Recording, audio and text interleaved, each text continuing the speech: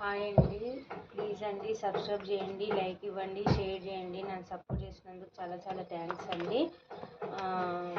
మీ partner present ఎలాంటి సిచ్యువేషన్లో ఉన్నాడు థర్డ్ పార్టీ దగ్గర చూద్దాము. పార్ట్నర్ వచ్చేసి థర్డ్ పార్టీ దగ్గర మీ పార్ట్నర్ ప్రజెంట్ ఎలా ఉన్నారు, మీ గురించి ఏమైనా ఆలోచిస్తున్నారా లేదో చూద్దాము.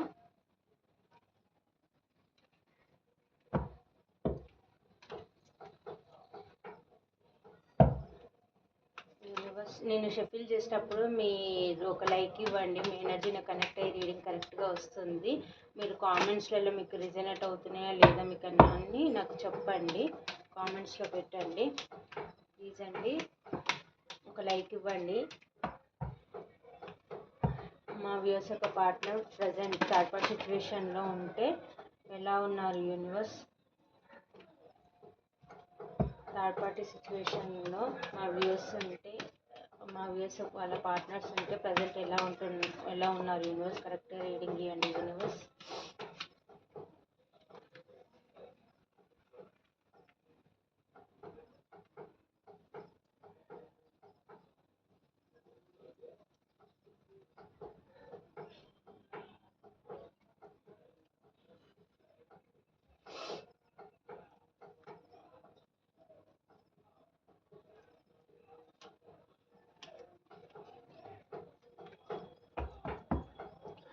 థర్డ్ పార్టీ సిచ్యువేషన్లో మీ పార్ట్నర్ థర్డ్ పార్టీ అది ఎవరన్నా కావచ్చు అండి, అది కెరియర్ అన్నా కావచ్చు, మదర్ అన్నా కావచ్చు, సిస్టర్ అన్నా కావచ్చు. మీ ఇద్దరి మధ్యలో మీకు ఏదైతే సిచ్యువేషన్ మధ్యలో ఉందో దాన్ని థర్డ్ పార్టీ అంటారండి. ఇక మీ పార్ట్నర్ వచ్చేసి థర్డ్ పార్టీ సిచ్యువేషన్లో ఎలా ఉన్నారు అంటే ప్రజెంట్ వచ్చేసి ఎంతమందిలో ఉన్నా కానీ లోన్లీగా ఉన్నారు, మీ గురించి ఆలోచిస్తున్నారు, తను ఏమేమి తప్పులు చేశారు అవన్నీ తలుచుకొని బాధపడుతున్నారు. ఎక్కడ తప్పు జరిగింది, ఎందుకు నేను లోన్లీగా ఉంటున్నాను, నా లైఫ్లో అందరు ఉన్నా కూడా నేను లోన్లీగా ఎందుకు ఉంటున్నాను, మిమ్మల్ని ఎందుకు మిస్ అవుతున్నానని లోన్లీగా ఉండి ఆలోచిస్తున్నారు.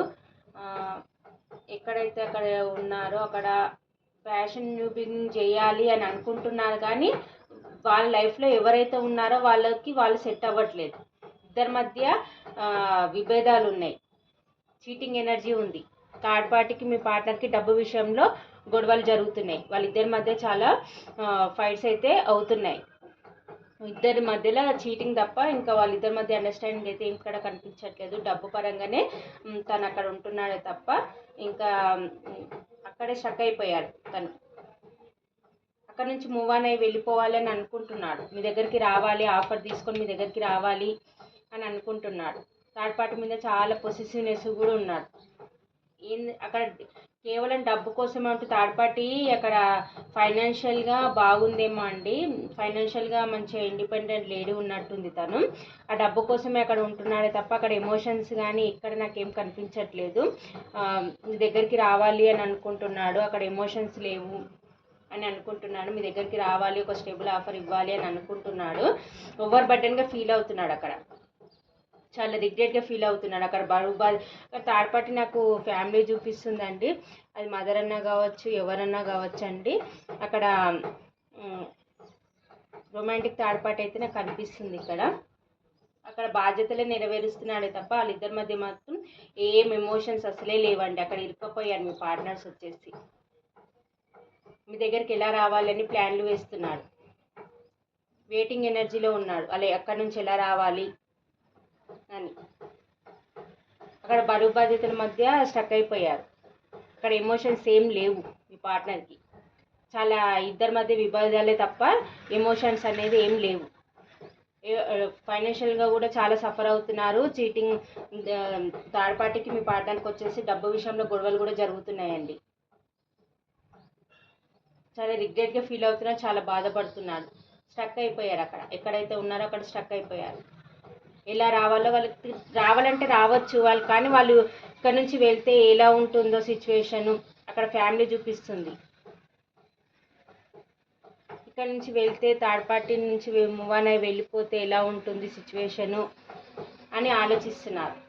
రావాలంటే రావచ్చు, కానీ ఓవర్ థింకింగ్ చేసి అక్కడే స్టక్ అయిపోయారు. అక్కడనే ఇల్యూషన్లో బతుకుతున్నారు. అక్కడ ఏమి హ్యాపీగా ఏం లేరు మీ పార్ట్నర్స్ వచ్చేసి. చాలా రిగ్రెట్గా ఫీల్ అవుతున్నారు, చాలా బాధపడుతున్నారు.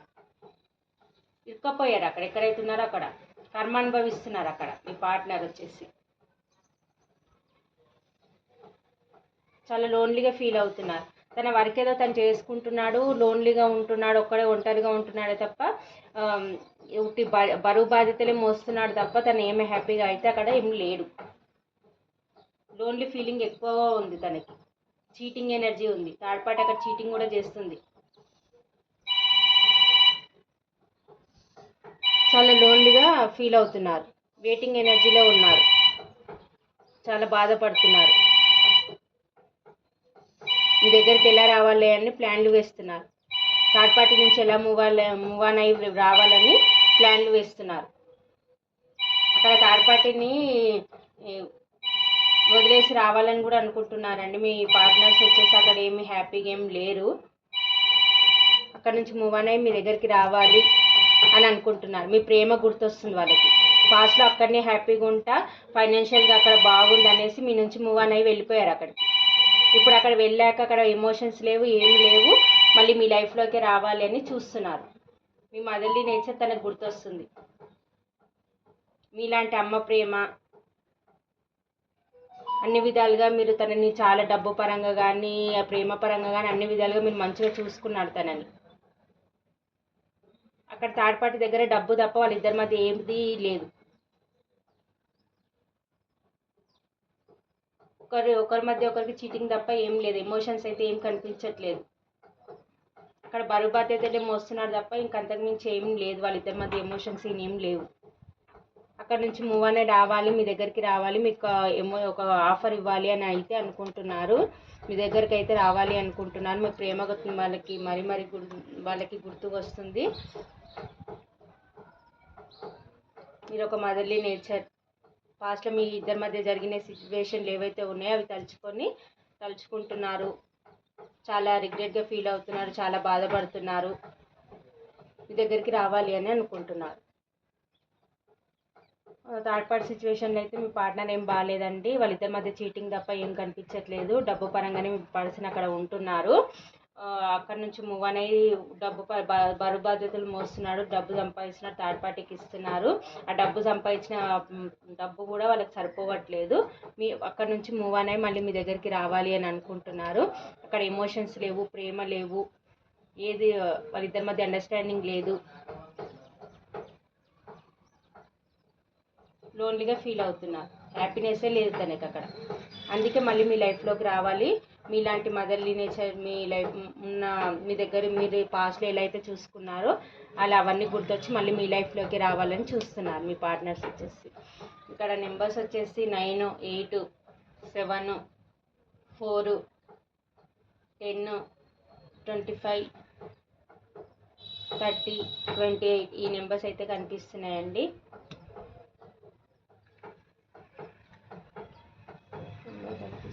ఇలా